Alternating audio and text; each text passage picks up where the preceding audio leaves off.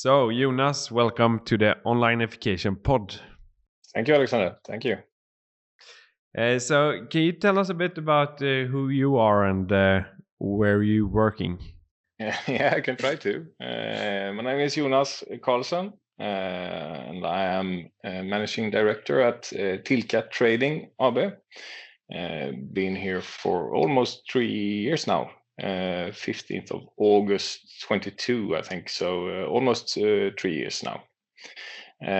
Working at Tilka, as I said, 45 years old, living in Kalmar, and Tilka are located in Mönsterås, about 3.5 miles north of Kalmar, along the coast, east coast. So we have beautiful Kalmarsund right outside our windows here. Oh, wow. What did you do before you started at Tilka? I worked for quite many years at quite similar type of business, but a different industry, you could say. It was a distributor, but in home electronics. Company was called Elektra, but the way we do business at Tilka when we're working with C-parts and fasteners are quite similar to the way you work with the home electronics. It's different products, of course, bolts and nuts and screws instead of mobile phones and TV sets and so on.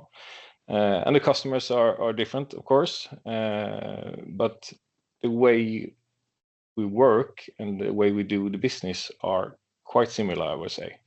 A little bit slower maybe in this type of business, longer lead times and so on. You can work with project for like half a year, maybe a year before you get a go or no go. In the home electronic business, more shorter lead times and more rapid type of business, you could say. Okay. But many things are very similar, I would say. Yeah. So we're gonna go more deep into what Tilka actually do, and we can maybe compare those ways and come back to those. But for the listeners who don't know who Tilka is, what do you do? Yeah, Tilka are a company working with, we say, C-parts or fasteners. We had a really tough time actually to find a good word for the products that we are working with or are selling. But I think C-parts is the word that we are using. Basically, it's bolts and nuts and screws and parts that the producers, meaning our customers, aren't developing or manufacturing themselves.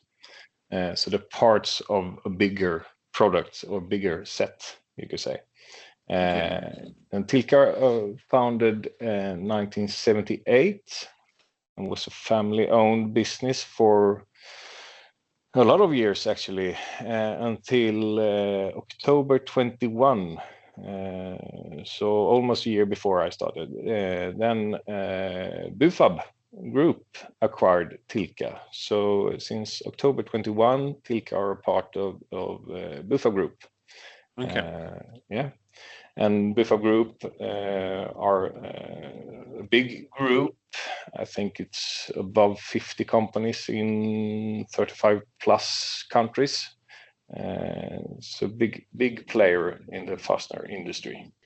Yeah, and they work with C parts as well, or it's yeah. Yeah, they work with C parts, and we have different business units, and we are a part of business unit Nordic, and I think it's Bufab Sweden, Norway, Finland, Pajo-Bolte in Denmark, Rudhäll, Magnetfabriken and Tilka. So we are seven companies in the Nordic business unit, and we all work with C parts, you could say. with some niches or differences between us, of course. Where Bufab Sweden are the biggest company in the BU, actually in the group, I think. And I think Magnetfabriken are the smallest of the sister companies, and Tilka among the smallest. But we have different niches, you could say. Yeah. And I met you once before, and I remember that you referred to Tilka as delicatessen. And could you just describe what does that mean for you and your customers? Our niche in the market, or our position, you could say, or as you say, we call ourselves a delicatessen or a deli. If you compare with our competitors in the industry, say like Wirt or Bossard or so on, maybe this comparison will all only work with the Swedish listeners. But if our competitors are like City Gross or ICA Maxi, big markets based upon selling 1 kilo of cheese, you say, already packaged in plastic and so on, then Tilka are the deli where you can get 128 grams of cheese if you want 128 grams of cheese. Maybe it's a weird comparison, but our business here are based on maybe get some smaller quantities, but smaller quantities of higher quality C parts or products. And the comparison with our competitors then are based upon moving full pallets or full boxes, minimum quantity 1,000. And here at Tilka you can get that special screw or bolt, but you don't have to buy a full pallet of them.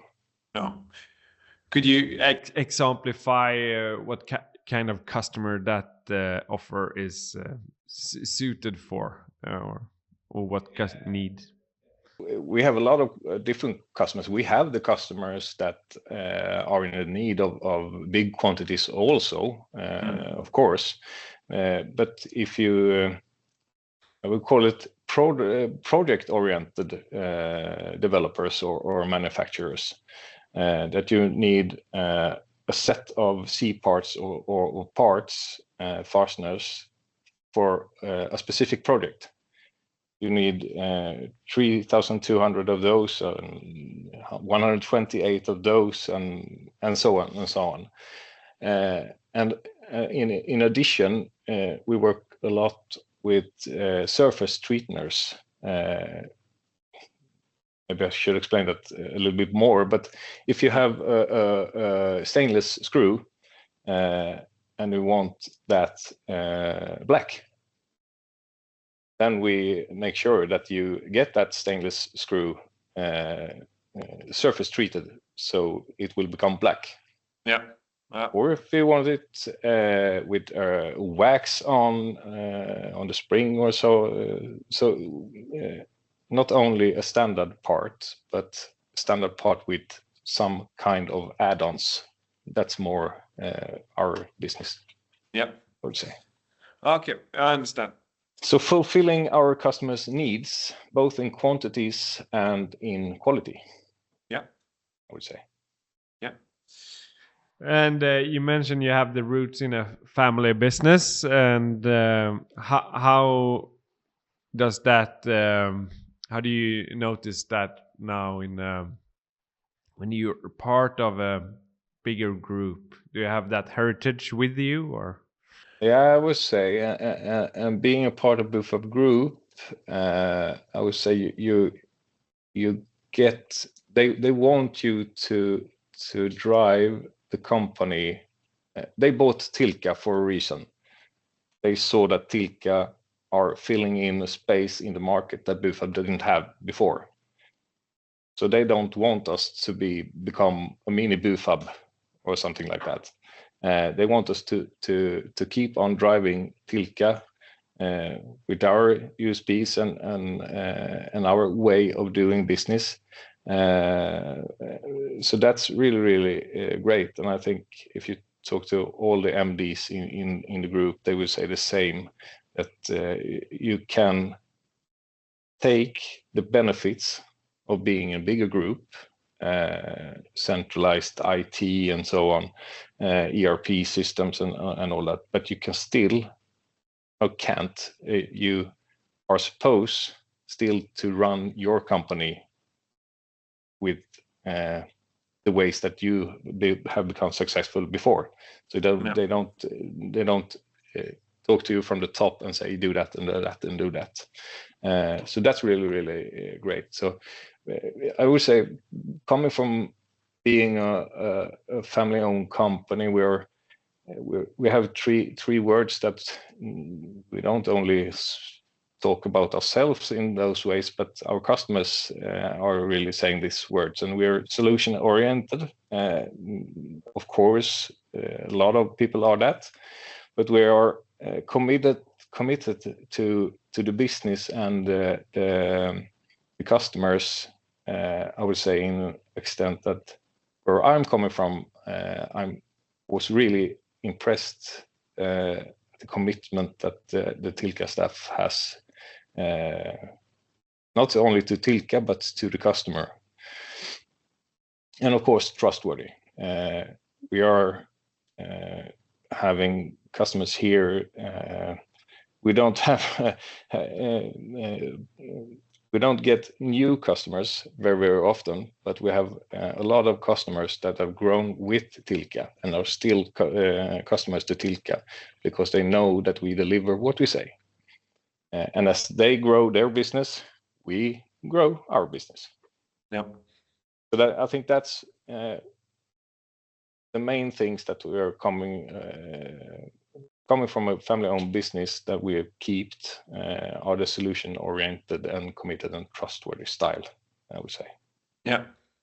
And maybe that's easier. We are 15 people here at Tilka. We're talking to our customers more or less like a family member, I would say.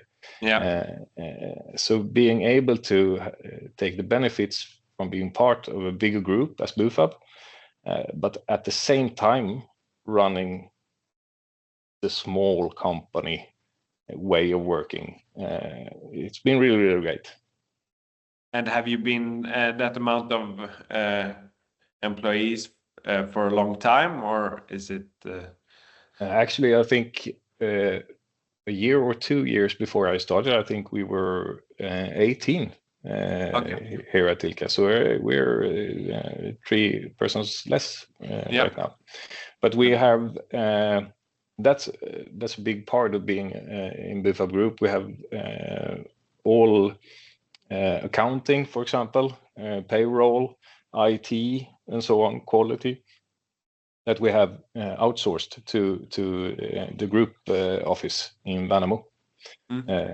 So being a standalone company, we would have to have that competence here in Mönsterås at Tilka, but now we're hiring it. Yeah.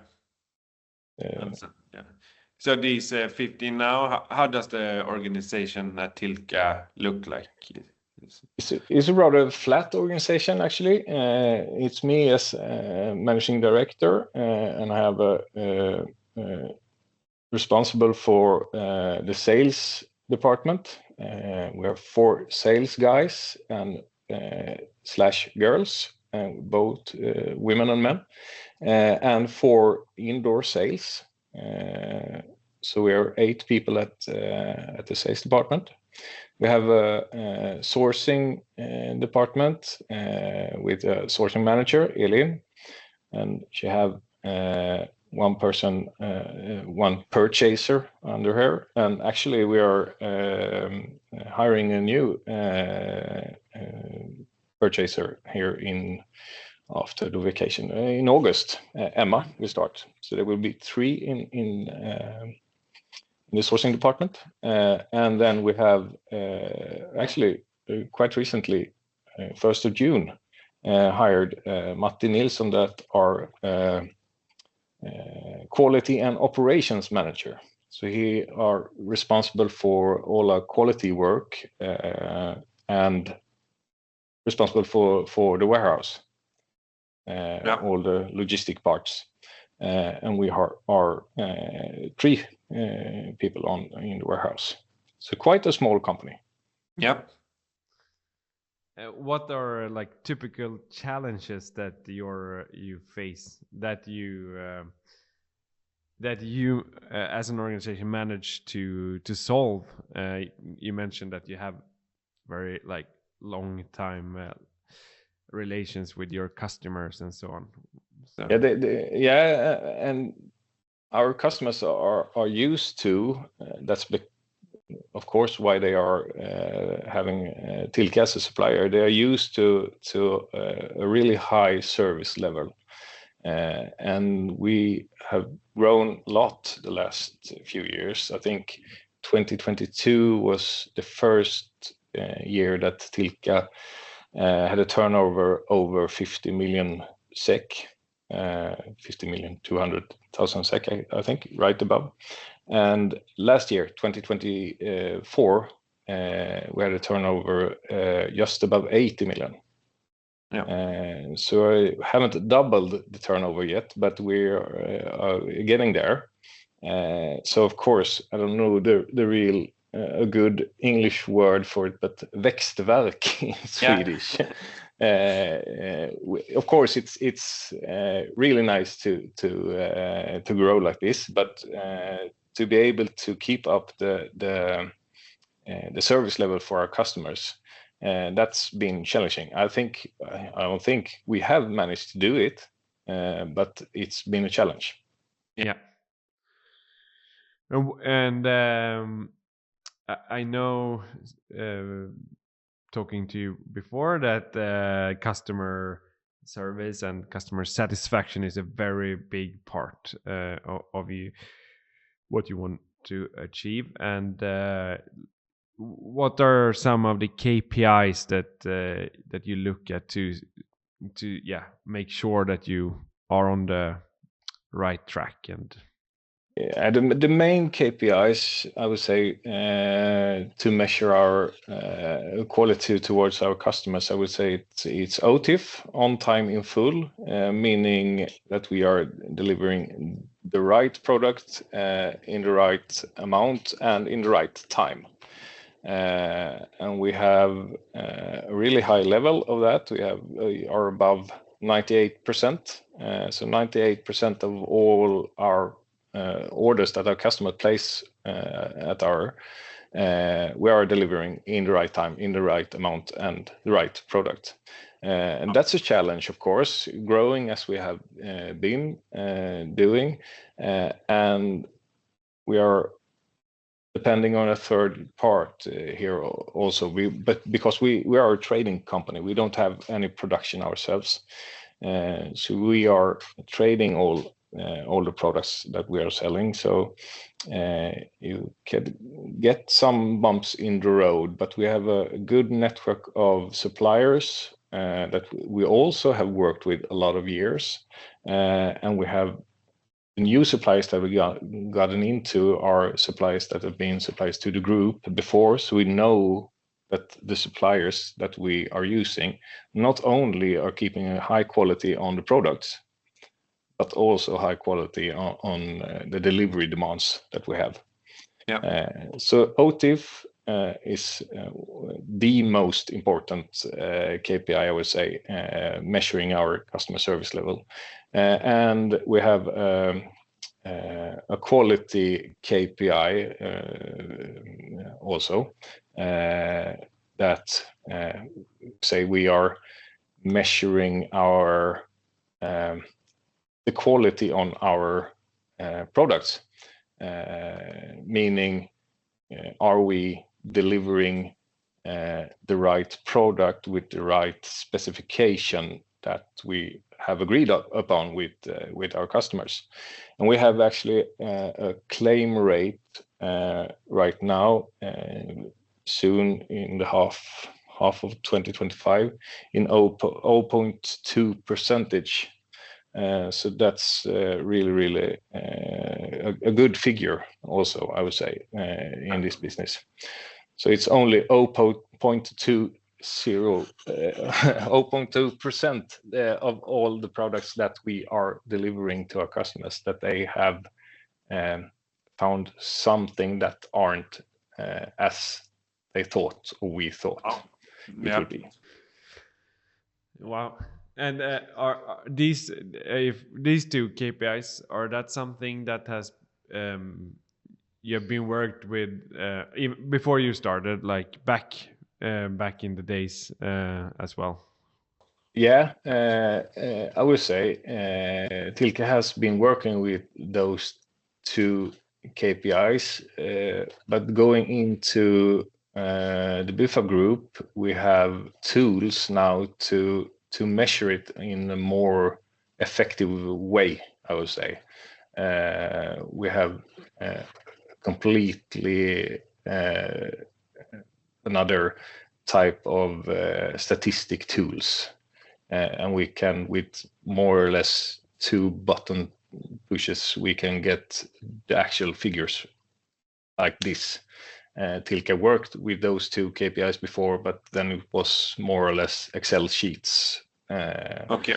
So we have worked with the KPIs for a long time, but we are monitoring it more in detail now, I would say. Yeah. So can you explain more about, like, how do you look at is it statistics that this has been sent and this is right, or is it, if you think how to, like, the data on OTIF, how does that work to measure? Okay, if we agree with the customer that we will deliver product A in the 23rd of June, 24th of June, in an amount of 2,000, you would say. If we deliver 2,000 the right day that we promised, then we get a green check. Then it's 100% OTIF. But if we deliver it the 27th of June, that's too late. Or if we deliver it the 23rd as agreed upon, but only 1,800, not 2,000, that's also a red flag on the OTIF. So it's not, and if we, instead of delivering this product that we agreed with the customers, we are delivering this part instead. That's also a red flag. So it needs to be the right amount in the right time and the right product, of course. Yeah. And of course we measure these out of our ERP system. So we measure it, that we deliver it, it goes out our gates here on the same date. But if goods personnel at the customer haven't had the time to move it in their warehouse, that's nothing we can do about. So maybe they think that we have a red flag, but if we have delivered it from our doors or our gates at the right time, in the right amount and right product, then we are 100% satisfied. Okay, yeah. So very reliable KPI to look at. Yeah, of course. Yeah. I don't think we could miss out on anything, actually. Yeah, maybe if we try to fool the system and tell the system that we have delivered the goods, but we haven't, maybe that would be a case, but no. No. And we have a fantastic BI unit on group level. I could more or less get every report I would like, and I'm a little bit of a statistic nerd. Maybe some of the people here at Tilka think so, at least. And I think I have, since I started here, 30-40 would you say, hemmasnickrade specific reports for Tilka. Okay. Yeah. That I have gotten help to build. Yeah. So that's also, of course, I could have a BI guy or girl hired here at Tilka, but we are not that big of a company that we could manage to handle that cost for hiring a BI person. No, of course, yeah. But there are really skilled people on a group level, so we can get those reports even though we don't have it in the house. No. Oh, that's good. Yeah. So, what's your focus right now and moving forward? Focus right now are to continue, I would say, on the journey that we are on. We had, when I started here August 22, I gathered all the Tilka staff in a little autumn kickoff in October, so more or less 2 months after I started. And I told them that in 5 years we are going to have a turnover in 100 million. We're going to double in 5 years. So in 2027.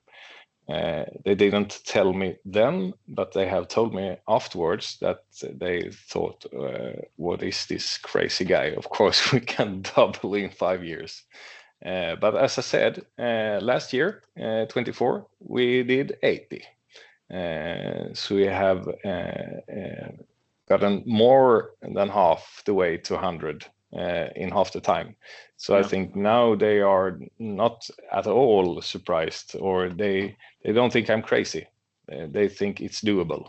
And that's actually, I call it Vision 100. Yeah. And since then we have renamed it to Target 100. It's not a vision anymore, it's a target. Yeah. So that's the aim. And of course, we won't be satisfied there. So then it's time to maybe make a new vision. Hopefully rename even that to a target. Maybe they will listen to this. I won't scare them quite yet, maybe. But I think like Vision 200 sounds great. Maybe. Yeah. Yeah. And what do you think are the like main reasons why you have achieved 80 now, like from where you started? Or? Yeah, we do a lot of good things. We have had a lot of good things coming from being in a group, a wider supplier network, a whole lot better systems, not only BI systems. But I would say, and maybe hard work, of course, but a little bit of luck also. Tilka have been engaged in the right type of segments or industries that are booming right now, and that's not really luck, because it's been a choice that Tilka made a lot of years ago, and now we are harvesting from that decisions that they took like 10 years ago or even more. For example, we are more or less not in the fordonsindustry, the vehicle manufacturers or automotive industry. We aren't there almost at all. And of course, if the automotive industry booms, we won't be there to take a share of that. But right now, when you can't say booms, quite the opposite actually. We don't have to lower our expectation on them also.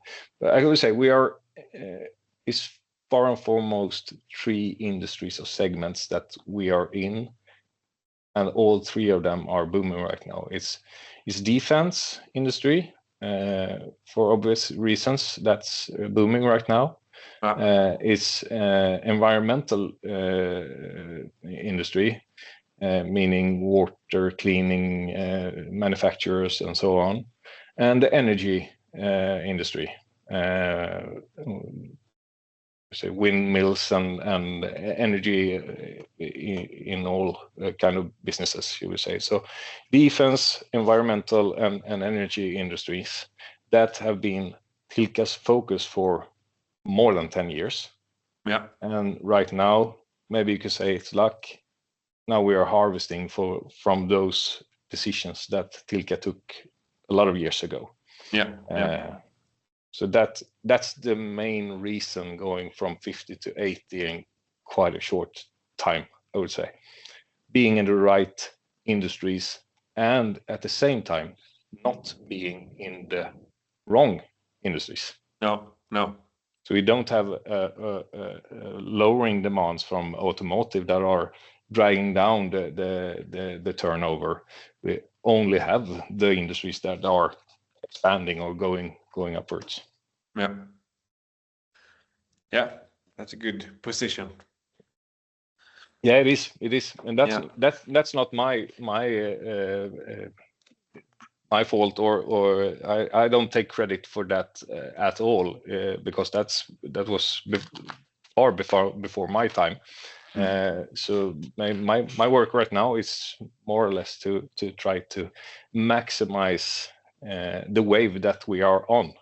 Say. Yeah. Take the opportunity of being in these kind of industries or segments. It's been interesting for our listeners, at least for me, to learn more about you and Tilka and what you're doing. And last, I just want to ask for you personally, working when you're in your previous role or work at the electronics. How do you personally define great customer service? What is it for you? If we can have customers, that price is always a factor. But if our customers put the price factor in third or fourth place, they value a lot of other things before that, then you have a really good customer satisfaction, I would say. If you do the OT, if you do the claim rate, if you always, as I said, solution oriented or dedicated, if you do all these things, the price won't be in first place, hopefully in third or fourth or even lower. If you can get the customer to value price that low, then we have a good customer satisfaction. And that's not just specific for this kind of business or industry. I would say it was the same in home electronics, and I think it's the same everywhere. If you keep a higher customer satisfaction, then the price won't be number one. Yeah. And for those customers, that price still are number one. We aren't the supplier for them. So I think they will find another supplier. Yeah. I don't know if that was the answer for yeah, for the it's question, very clear and understandable. And I think that was the same. The cooperation with Suma. You aren't the cheapest in the business, but you are. For me, it's the greatest or the most skilled company that I worked with in your type of business. And then the price aren't on top of the agenda, I would say. No. So we're a little bit the same type of company there, Suma and Tilka. Yeah, the deli. Yeah, the deli. Yeah, of course. Yeah. No, but I really like that definition. Yeah, it is. And when you maybe if you see it on the web page or the homepage, or you have to maybe explain it a little bit, like I did now. But I haven't met one single customer or supplier or partner that I've told them about this deli kind of thinking, and they agree with us. You are a deli. Yeah. And we also have we have customers phoning us, and sometimes they, are you talking to the deli? Eller pratar vi med delikatessbutiken? They're saying in Swedish, of course. Yeah. Then you come a long way. That's a very if the good customers call us deli. Very good receipt. Yeah. Yeah. No, but that was all my questions, and it's been a pleasure to listen to. Great, Alexander. Yeah. Thank you. Nice talking to you, and keep up the good work at Suma, because you're great. Thank you very much. Okay, Jonas. So talk to you. Bye bye. Bye bye.